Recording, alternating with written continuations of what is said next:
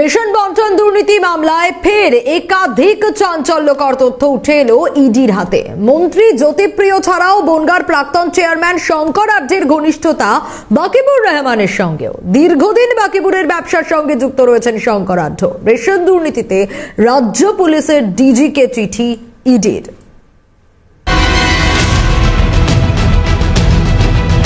Ration দুর্নীতি কাণ্ডে মন্ত্রী ঘনিষ্ঠ তৃণমূলের দাপুটে নেতা শঙ্কর আঢ্যের বিরুদ্ধে এবার একাধিক বিস্ফোরক তথ্য উঠে এলো ইডির হাতে। শুধুমাত্র মন্ত্রী জ্যোতিপ্রিয় মল্লিক নয়, রেশন দুর্নীতির অন্যতম অভিযুক্ত বাকিবুর রহমানের সঙ্গেও ঘনিষ্ঠতা রয়েছে শঙ্কর আঢ্যের। দীর্ঘদিন বাকিবুরের ব্যবসার সঙ্গে যুক্ত রয়েছেন তৃণমূল নেতা শঙ্কর আঢ্য। এমনকি বাকিবুর রহমানের পানশালা এবং গাড়ি বিক্রির ব্যবসায় টাকা বিনিয়োগ করতেন শঙ্কর। এমনই বিস্ফোরক তথ্য এবার উঠে এলো কেন্দ্রীয় তদন্তকারী সংস্থা ইডির হাতে। এছাড়াও রেশন বন্টন দুর্নীতির ক্ষেত্রে রাজ্য পুলিশের ডিজিকে চিঠিও দেওয়া হয়েছে ইডির তরফে।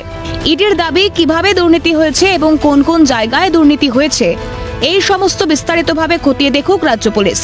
প্রসঙ্গত 2020 সালে রেশন দুর্নীতি কাণ্ডে রাজ্য পুলিশ প্রথম মামলা রুজু করেছিল বলে ইডি সূত্রের খবর। বনগাঁর প্রাক্তন চেয়ারম্যান শঙ্কর আঢ্যের ফরেক্স সংস্থার মাধ্যমে কোটি কোটি ভারতীয় টাকা, ডলার সহ বৈদেশিক মুদ্রায় রূপান্তরিত করে বিদেশে পাচার করার অভিযোগ আগেই উঠেছে। এবার রেশন দুর্নীতি কাণ্ডে জেলবন্দি বাকিবুর রহমানের পানশালা এবং গাড়ির ব্যবসায় টাকা বিনিয়োগের ক্ষেত্রেও নাম জড়ালো শঙ্করের। রেশন দুর্নীতির জাল কত দূর বিস্তৃত এবং এই দুর্নীতির সঙ্গে শাসক দলের আর কোন কোন প্রভাবশালীর নাম জড়িয়ে, আদৌ কি এই দুর্নীতির কোনো শেষ আছে? এই সব তথ্য জানতেই এবার ইডির পরবর্তী পদক্ষেপের দিকে তাকিয়ে বঙ্গের ওয়াকিবহাল মহল। মেঘা রায়ের রিপোর্ট, ক্যালকাটা নিউজ।